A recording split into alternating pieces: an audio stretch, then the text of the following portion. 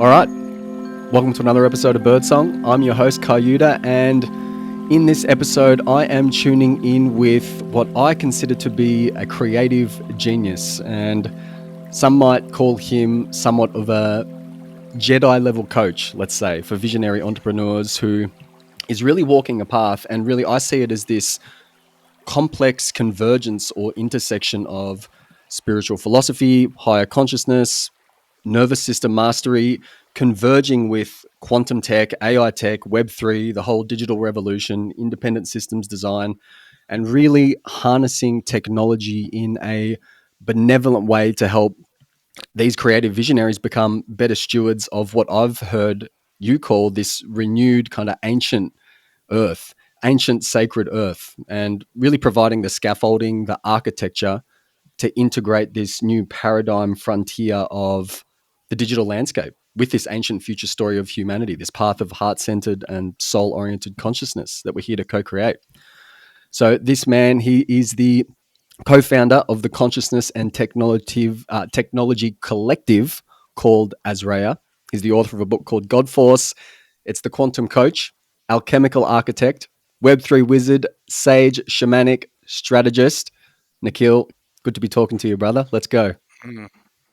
Wow, thank you for that beautiful, beautiful intro and for bringing all those different layers and perspectives into the mix. And yeah, what can I say? Like it's been a real exploration of these different facets of expression and being, and I'm loving my life. I'm loving the people around me and this mission and what's coming through right now. And truly, like we are birthing the ancient future, converging the traditional ways of the past and the ways of our ancestors with like what is well established into the future and coalescing into the now. It's a really exciting time to be alive and to be present in this moment. And here we are, meeting again and again.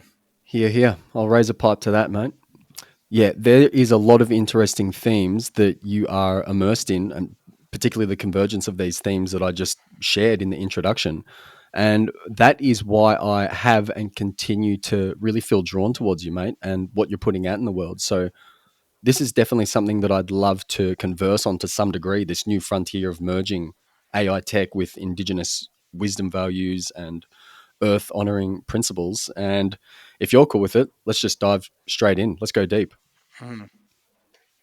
I'm Yeah, happy to interested jump in. in, yeah, awesome. Well, I think contextualizing things might be a good place to start. Like, how could we, or rather, I'm asking you, how might you help us to understand this convergence of all of these things that we just mentioned? Like, where do we start? How do we start to build the context or set the scene to better understand this intersection of these paradigms? And I suspect there's a story here around your own journey of Mm. finding your Hmm. footing in this space. And of course, then there's all the basic principles or the fundamentals to help us build and layer this understanding. I know there's a Hmm. lot in there and a kind of a lot of questions, but that's somewhat intentional just to seed a few potentials into the conversation and to see which way you feel is a good way to take it. So, yeah, what do you reckon, brother? Where Yeah, should we go from here? beautiful. Yeah, well, I guess I'll give a little bit of context about my journey because that tells the story of how I've arrived at this, at being, I guess, like a pioneer and really like embodying this convergence and really leading from that space.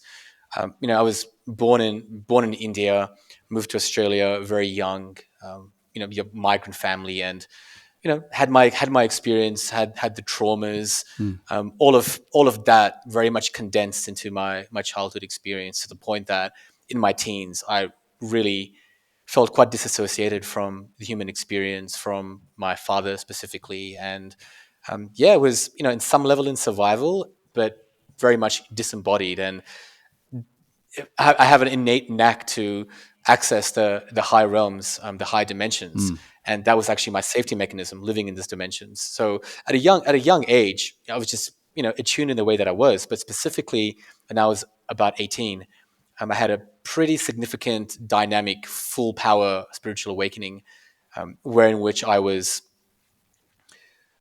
just compelled to go inwards by spirit that was appearing in different forms, like initially through like 1111 codes back in 2003, Mm. which I was kind of seeing everywhere. And I just started to go deep, deep, deep into the Bible as a first point of reference Right. because I was raised Catholic, and soon enough, the guidance came through that, well, this book is, it has wisdom in here, but fundamentally, you can close the book and actually really turn within and start to connect.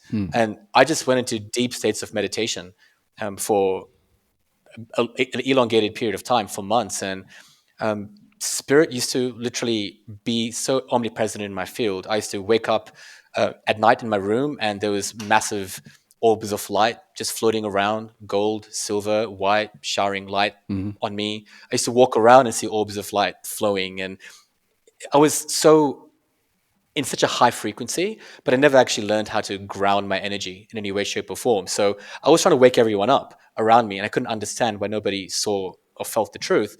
And I also alienated everyone and everything from my life, The and mad everything actually preacher. fell away.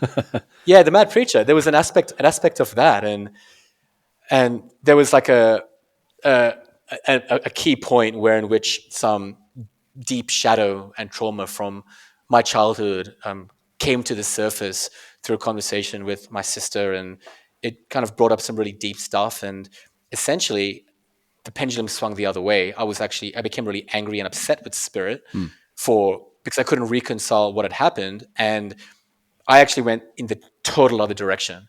I said to spirit, even though I am a spiritual being, I'm also human, and essentially I was like, "Fuck you!" Like I don't want this. And then I went into a spiral of exploring the darkness, everything from drugs, dealing, fights, womanizing, just self-destructive path, unconscious projections. And what actually probably saved me from ending up in jail, stabbed, or who knows what else, was getting a job in Emirates Airlines when I was 21.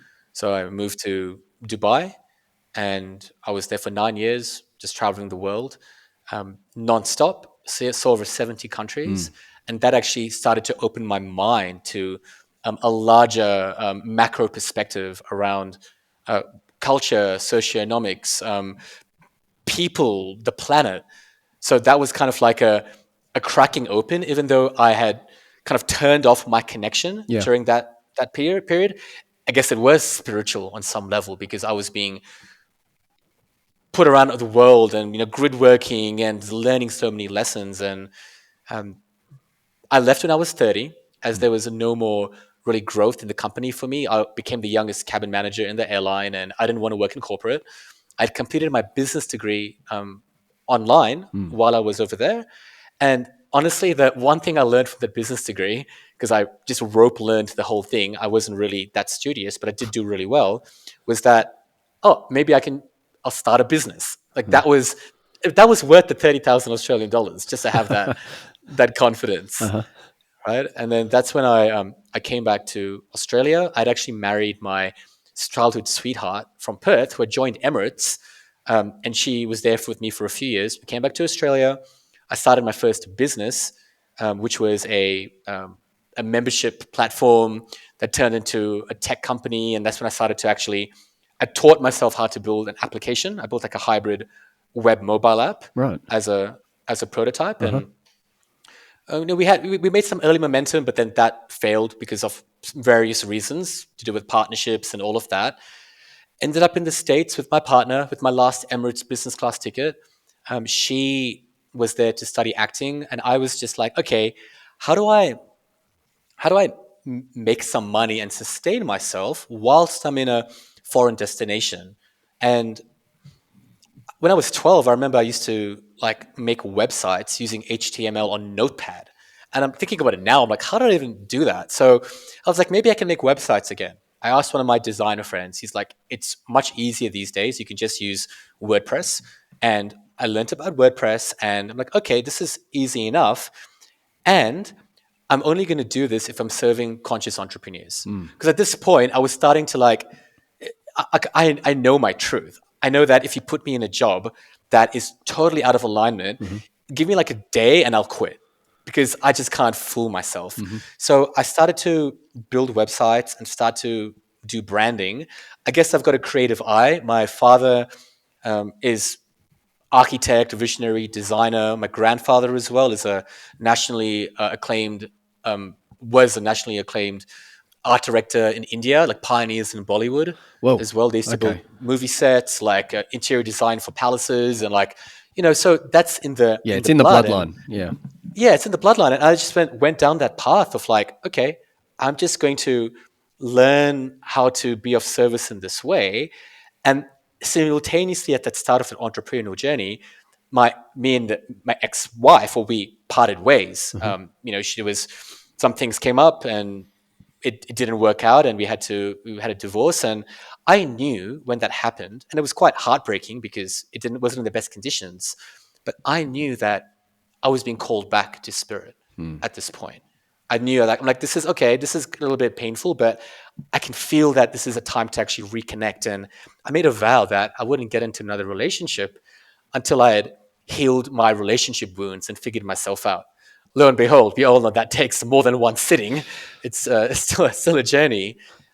Although I made a commitment to go deep, and I started to explore tantra, which then kind of kicked up some of the, the deep seated trauma. And I was on this path of exploring, unpacking all of that, and I had managed to balance giving myself enough space to be in that healing journey and still hone some digital skills and entrepreneurial skills, whilst not like I created space for myself consciously, so I could get by, I could still do my thing, and I could go really deep. And for 7 years I went super super super deep.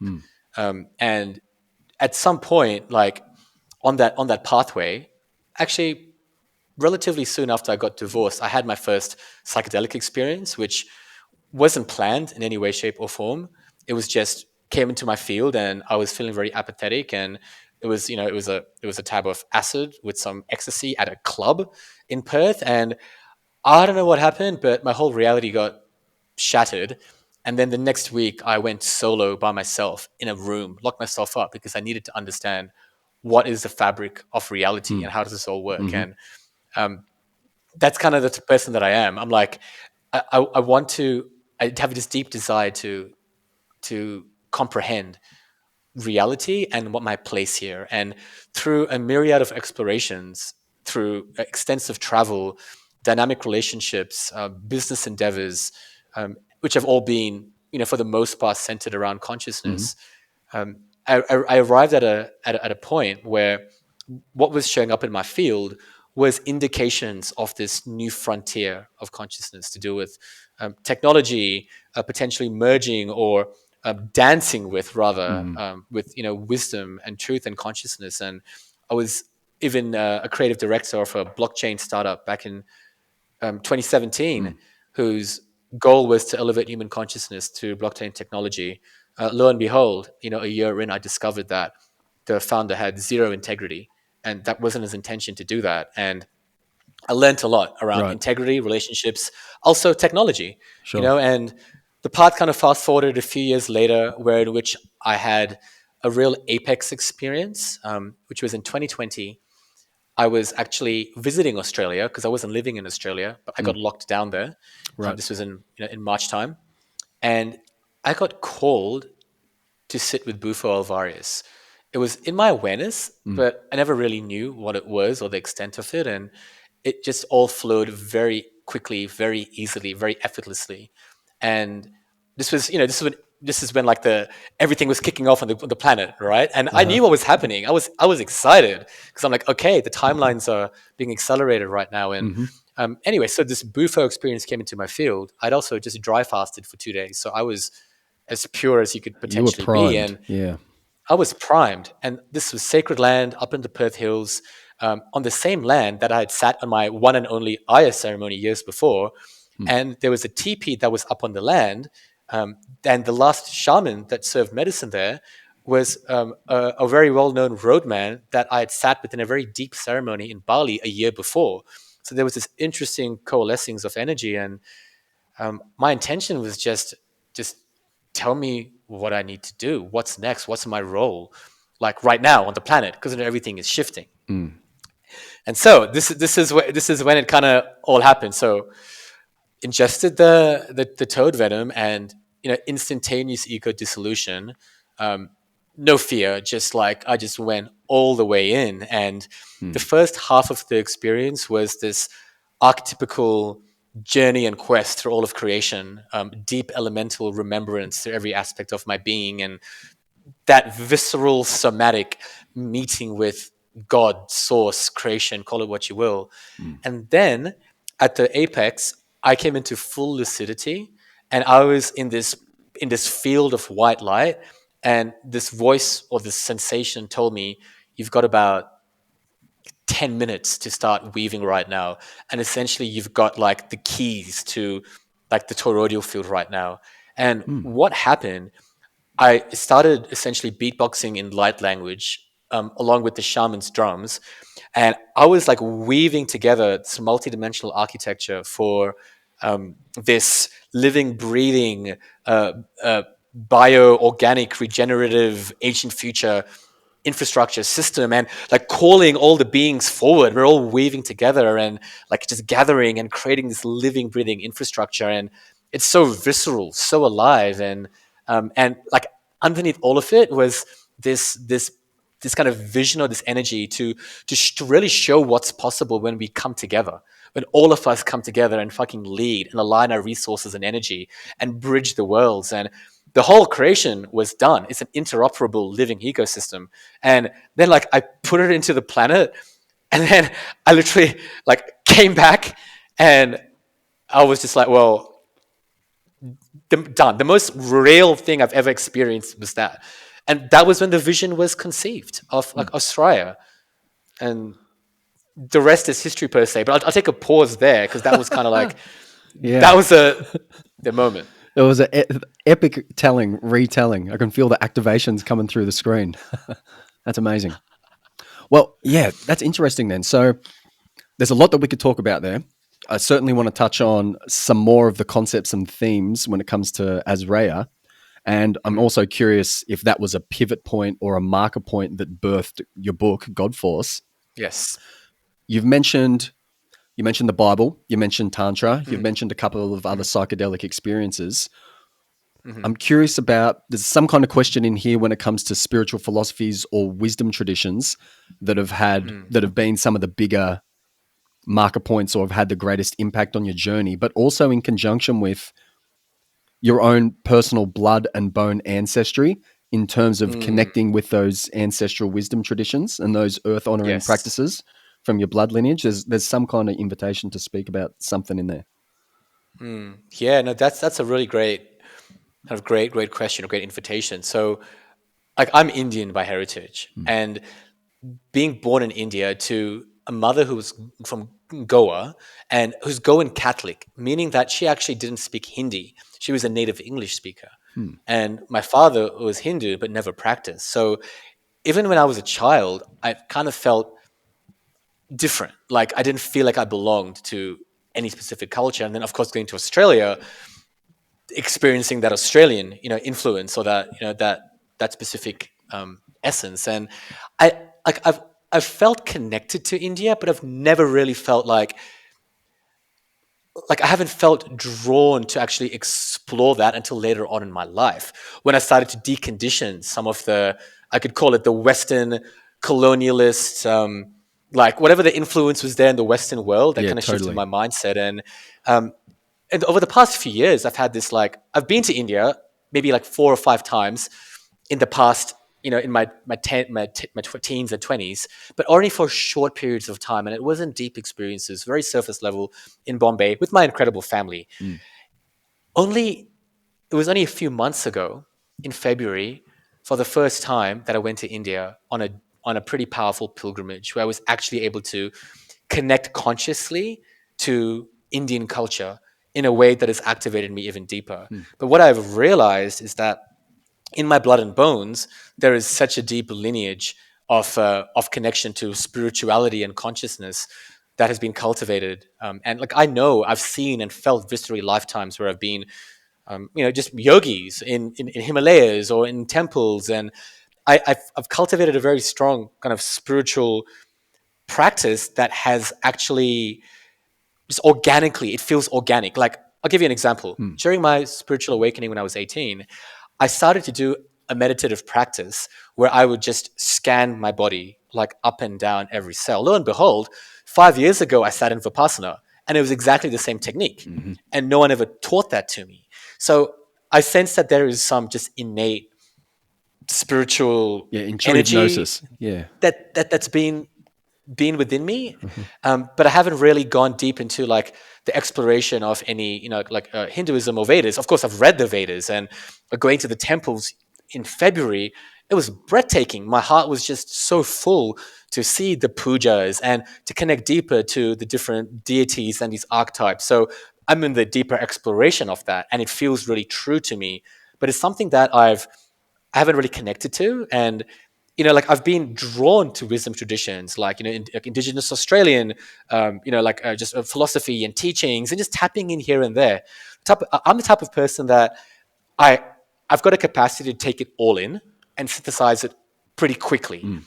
Right. And I do like to go deep with certain streams as well, but it's kind of my makeup where I'm like, oh, how can we like remix and synthesize all this together and then go deep inside for the validation and the affirmation and then like embody and practice that. Yep. I don't know if that answered your question, but that's kind of where it flowed. Yeah, and I suspect that you have been influenced. I don't know whether heavily influenced, but certainly influenced to some degree, being in Mexico over there for some time and partaking in Yeah. some of their practices. And I know you spent some time near the cenotes, and I don't know what else, but Yeah. yeah.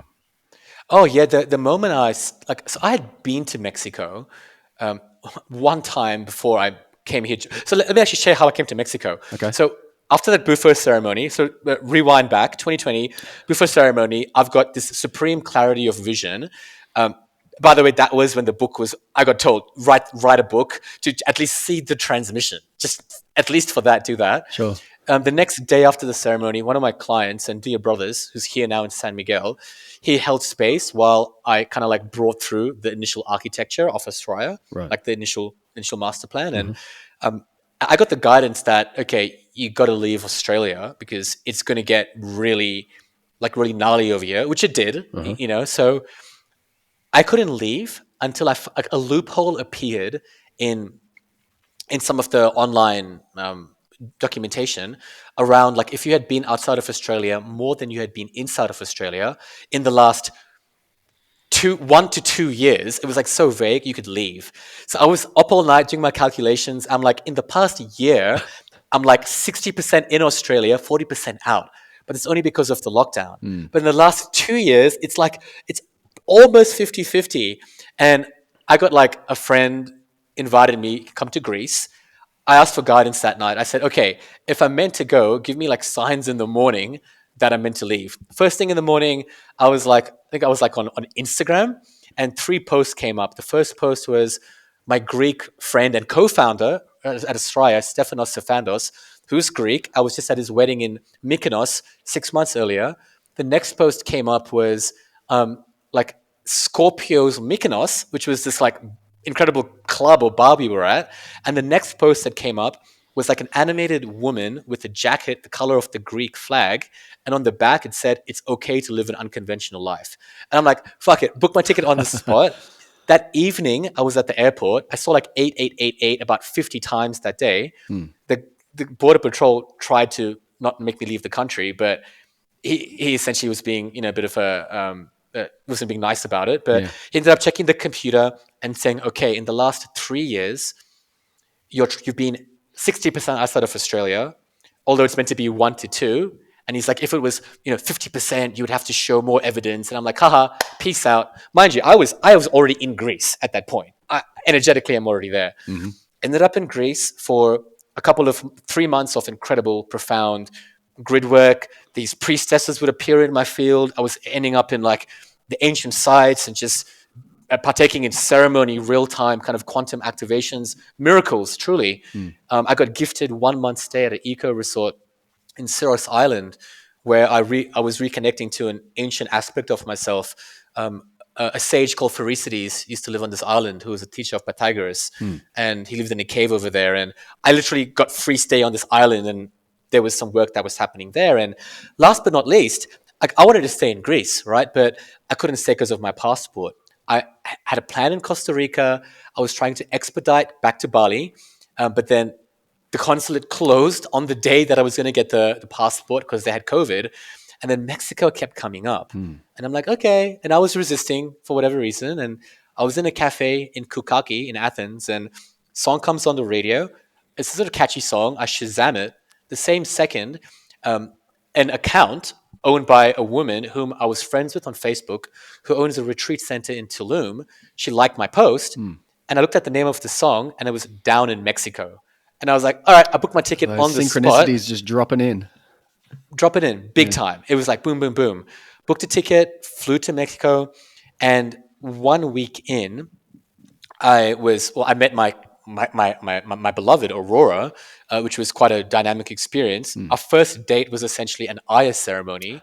And I know it sounds like I'm doing a lot of psychedelics. Like I've done a decent amount, but I'm like, I've sat with Aya twice, it's just that they've been pivotal experiences Sure. that I take a long time integrating. That was a profound, a powerful, very, very wild experience. A week later, I met the same lady who liked my post.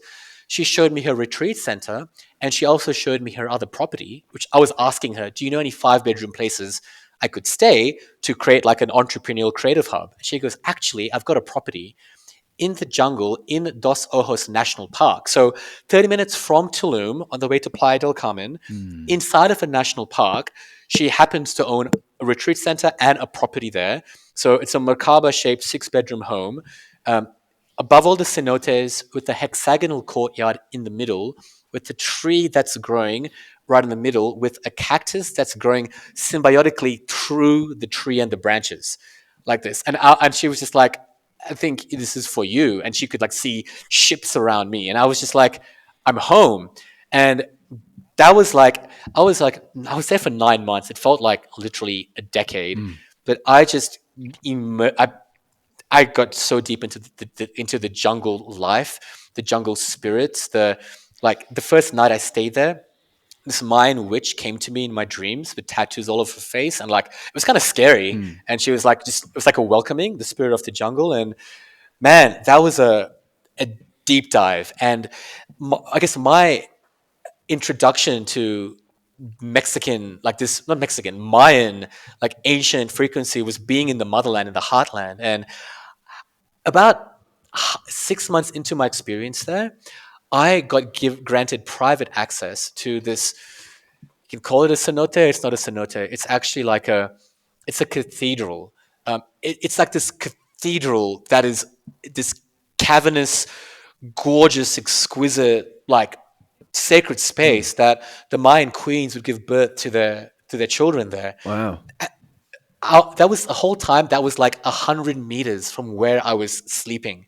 It was just like was through the jungle, and you had to go like this roundabout way to get there. And this is where like I received some really really deep activations. In this space, there's 2 artifacts that have been verified there. One artifact is a Mayan ritual altar that's in the water right in the back of the cavern, which looks like it's like a Notre Dame, this elemental Notre Dame. And about 10 meters away is a disc, a disc that was essentially left there by the Star People, a perfectly shaped disc in the water. And the legend is that when the Star People would come through, the royalty would give offerings of their princes or princesses, and in exchange they left this portal, which they say was a portal to Mu apparently. And like I was like in this type of a, it was only me there, me and my practice Right. So and you had my free access to just curiosity. go there, did you? Yeah, yeah. Because I made friends with the steward, whose name was actually funny enough Merlin, this eccentric guy that co-invented MP3s, and like Totally it just fitting.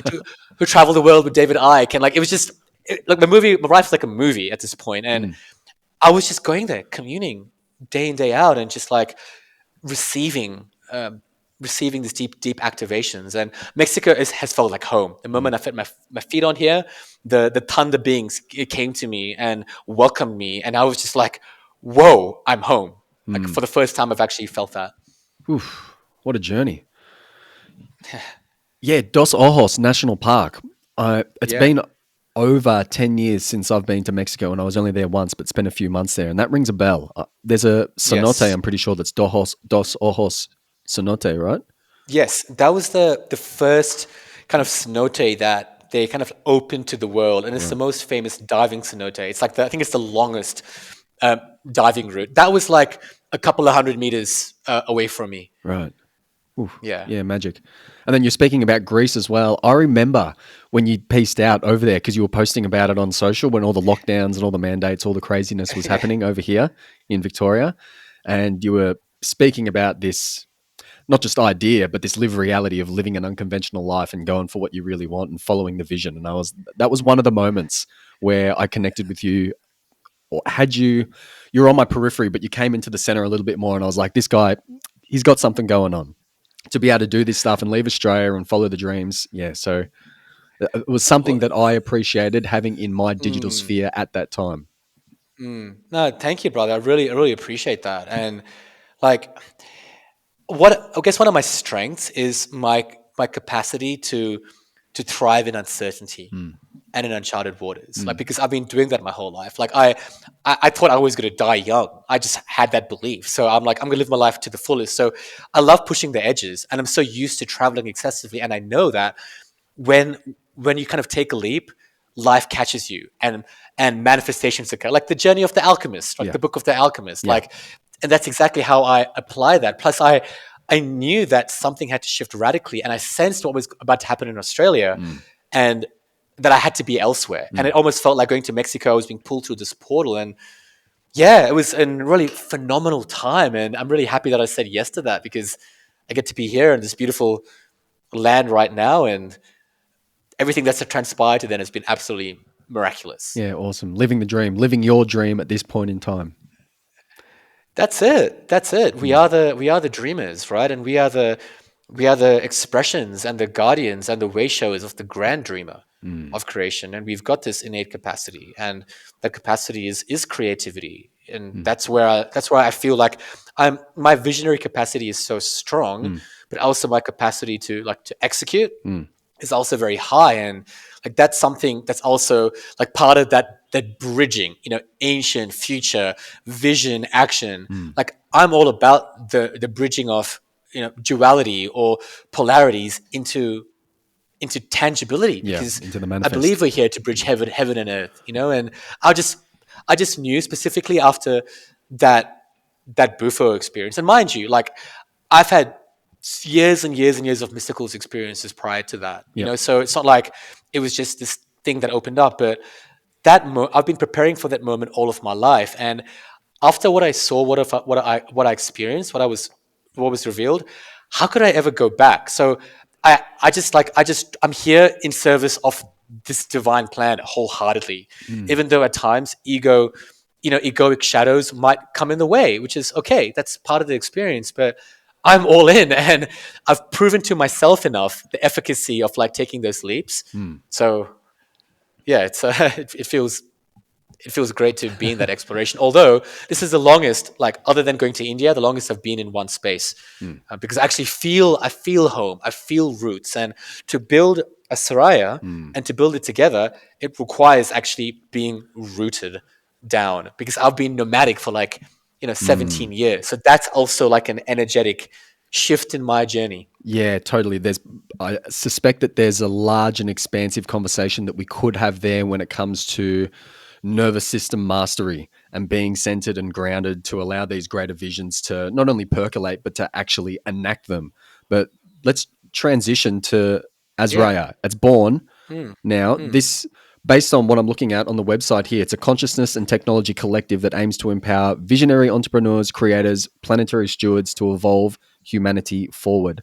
And this is like when I'm thinking about this new digital tech revolution that we're standing upon the precipice of, and really not even standing upon the precipice of, we're in it now.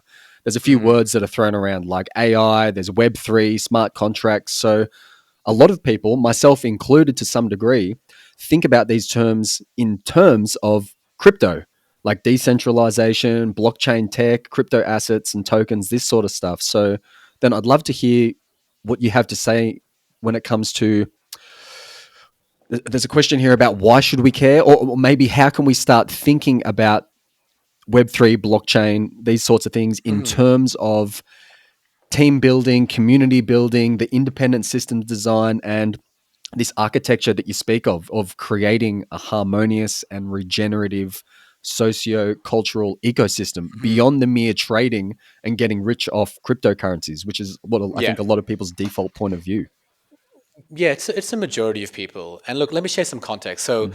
um, we are about to launch a brand new website with refined messaging, customer journeys, everything in the next couple of weeks. So, like, even being able to land on language that's able to tell the story in a visionary way and a grounded way Mm. of this new paradigm and to actually invite people into it has been a challenge. It's been a learning. And we've, for the past, it's been, a year and a half, a year and a half since we've launched the project. Right. We've been in such deep experimentation and listening and kind of like figuring out like where's the energy, like how are people connecting to interdependent systems and like a collaborative decentralized philosophy, and what does it look like practically, and Mm. recognizing that there's not really many examples Yeah. of communities that do this right. So we've been on a journey in ourselves. We haven't nailed it yet. And Uh-huh. the one thing that we have established, that it's not even about the technology per se. It's not about the Web3 or the blockchain. It's actually about how well do people connect together in autonomous ways, bringing their unique genius into the mix to drive individual growth and collective growth Mm. towards a common north star while still thriving inside of that infrastructure. Hmm. And the technology um, only serves as a scaffolding Mm. for these interactions. So Mm. the first, what we're still in the process of, is actually not defining, but being able to actually measure and support the interactions that take place within a living organism like Australia. Mm. How do we quantify things? How do we actually organize things in effective ways? How do we empower autonomous leadership while still driving strategy and ensuring things are grounded? So Mm. it's massive, massive, massive learning. And like, we created our token model like over a year ago, or probably like right close at the beginning of the project. But I've never felt confident with even actually launching that project, the token model, yet, because I don't know what the ideal like regenerative circular economy could look and feel like, because we haven't tested enough to get there yet, right? So we've just launched a like an alpha experimentational token in our community, just with simple points, because we're testing human dynamics and seeing how we flow together. And I know so many projects just kind of like launch a token, and they think that that token is going to be um, the great liberator to financial freedom and conscious freedom of consciousness and all of that. But in reality, most of those projects are just a distraction, Mm. and also not really built on principle, on natural principles, on universal principles. Mm. It's still coming from scarcity based mindsets where, okay, you have tokens, you put in liquidity, prices go up. Oh, you can sell the token and make money. Mm. Okay, how is that any different from stock market or gambling, right? And the issue with like Web3 Mhm. technology is that there hasn't been enough energy given to creating projects that have real world use cases. And there's some here and there, but very, very niche. And that whole industry, honestly, has been taken over by BlackRock, Vanguard, the same financial elite that run the previous system. For sure. So it doesn't mean that the technology is not useful, because it is very useful. Mhm. Having decentralized infrastructure that can support us and our community and other communities interacting, interfacing, exchanging, transacting, and building and gathering data sets that are benevolent, that is very, very, very powerful, because the goal is to have our own sovereign infrastructure and to be able to coexist parallel to the existing system, Mm. and to have the economic models, the governance models, to have the culture behind it, and to have the tangible infrastructure, i.e., land networks, energy systems, and make that work in some way. But Mm. that is such a a detailed process that just doesn't happen overnight. But we're doing our part to work towards that. But it's not something that is just like, a magic wand. But the reality is that it's happening. Yeah. And many different communities have different parts of the puzzle. And what ASRAYA intends on being is like a synthesizing glue or a mycelial layer that can actually support other projects or other seeds thriving within the soils of what we're cultivating as a protocol. But we're taking our time with it, where we're kind of trusting the seasons and cycles, even though sometimes it feels like we're not moving quickly enough. We're exactly where we need to be. Yeah, I feel like there's a lot of complexity and a lot of threads on this larger tapestry of what we're talking about here, like a lot of nuance and subtlety to the Every conversation to time. really flesh out how to build these layers of understanding. But I suspect that there's going to be conscious creatives listening to this that are thinking, well, yeah, I can see that the technology is really the scaffolding, the architecture, and really, yeah, all that stuff's great, but you've got to have the collaborative creation and the community building to really seed that potential and to help it grow. But then, really, how might these conscious creatives start looking towards or thinking about, hey, how can I actually incorporate this scaffolding or this architecture Hmm. in like a boots on the ground practical way? Like, what does that actually look like for me? How's that going to help me Hmm. expand my vision? Yeah. So the way that I see it is like being able to have this architecture, you can create your own ecosystem. And the best way to look at this all is through, ecology, right? So you have your own business ecosystem or your brand or your community. Right now, you are dependent on various centralized infrastructures that, some companies are good, like not every company is evil, but you're dependent on these third parties that, specifically things like social media and those type of kind of big tech organizations, that your data is not private, and you become codependent on these platforms Mm. to be able to build your businesses and to send your message out there. And of course, you can have your own private platform to build your community, but then what's lacking is that the method of transaction. Right now, you're transacting in fiat, which is fine. We live in a fiat world, but inevitably, we want to shift away from that type of transaction, and we want to exchange values in new and innovative ways that aren't like a zero sum game. Mhm. So if you have your own business or community, you could create a microeconomy and a marketplace where your community members are transacting with you and each other in your native currency that has captured the value of people's engagement, of people's contribution. It could even be value of fiat bridged into that, but you get to redefine the nature of reaction, and you're not really at the influence of like outside parties, whilst also creating a new language and a medium of exchange that is uniquely bringing your DNA into the Mm. mix. And there's power in that, because I believe micro communities are the key to our future. It's like these algal blooms of consciousness all over the place. So you're creating these microcosms that are contained, that creativity gets to thrive and flourish, and there's mediums of exchange which you get to also empower your community members to be stewards of the ecosystem. Mhm.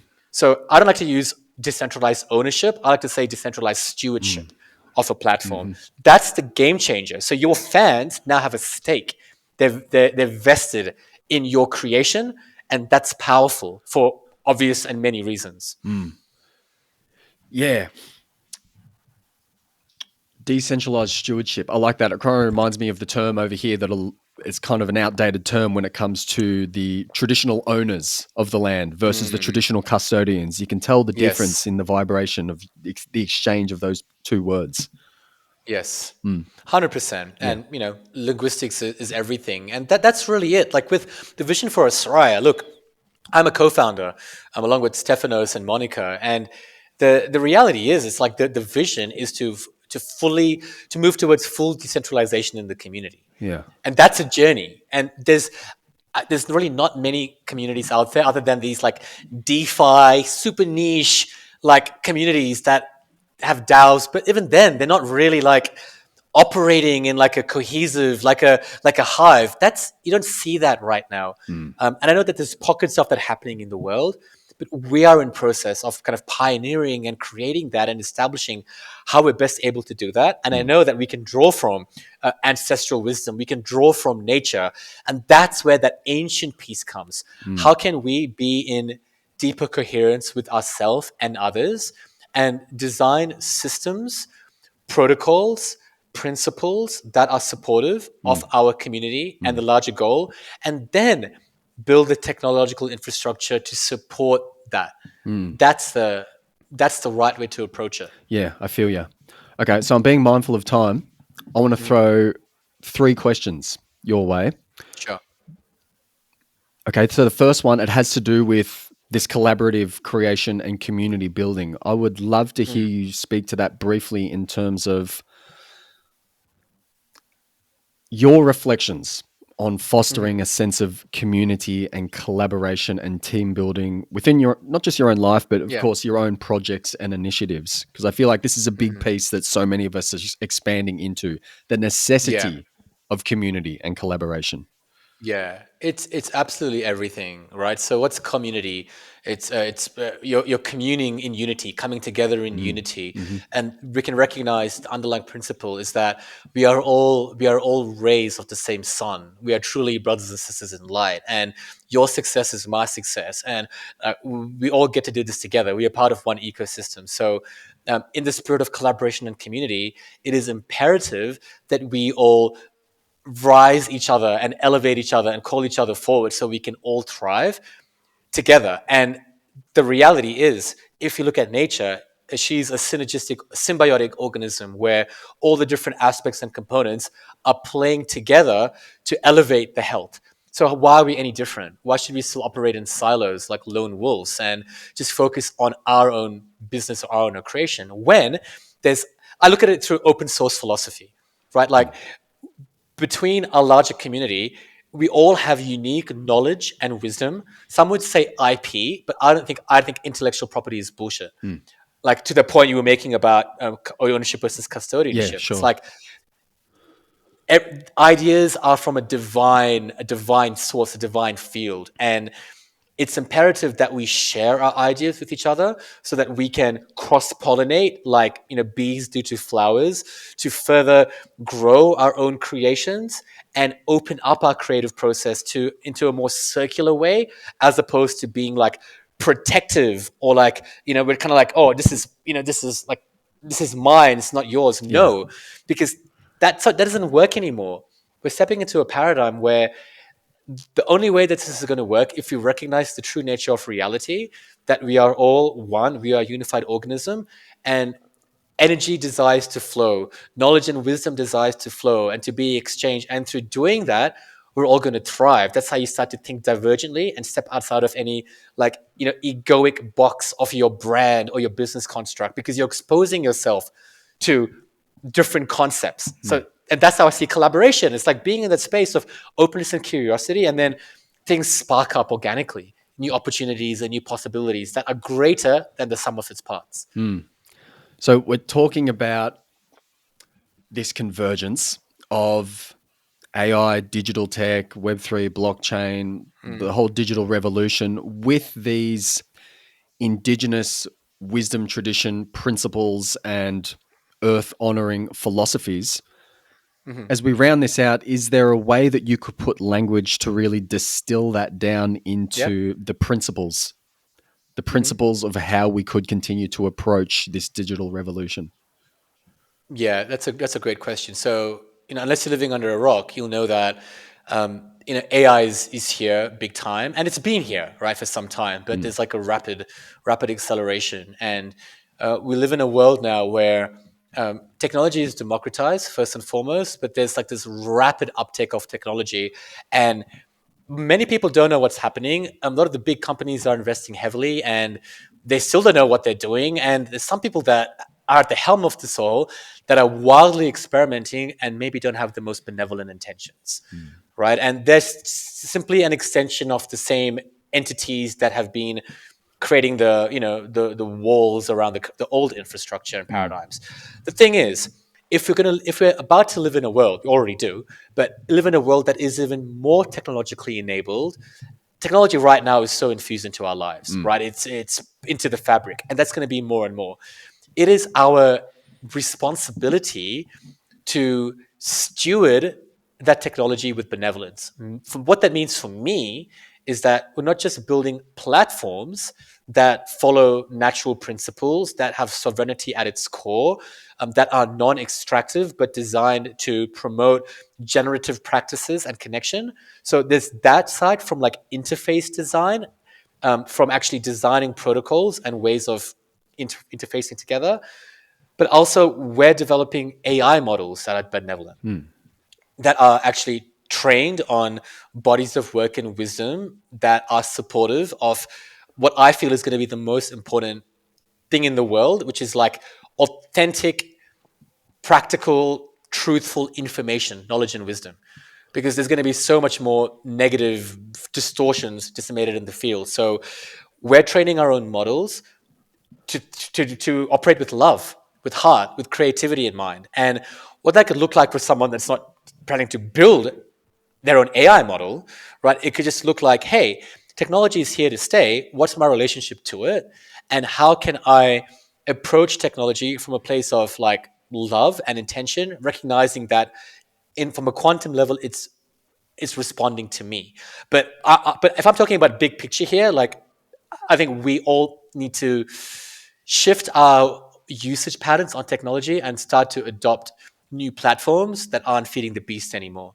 And part of our goal is, in which we already are, building platforms like that and building technologies that are drawing from ancestral wisdom, are future forward, that have a positive relationship to humanity, and can support us to accelerate our own tangible impact in the world. It's a big vision, and it's a vision that I'm Yep. certainly feeling drawn to keep moving towards, brother. Yep. It's Let me it's throw this massive. last It's one at like, you, mate. It's a bit of go a ahead. curveball. It's an interesting one to throw out last because oftentimes it can require a little bit of rumination, but perhaps it's something that you've already kind of mulled on before, maybe not. But what kind of question or questions, plural, might you like to be asked that you don't often get asked?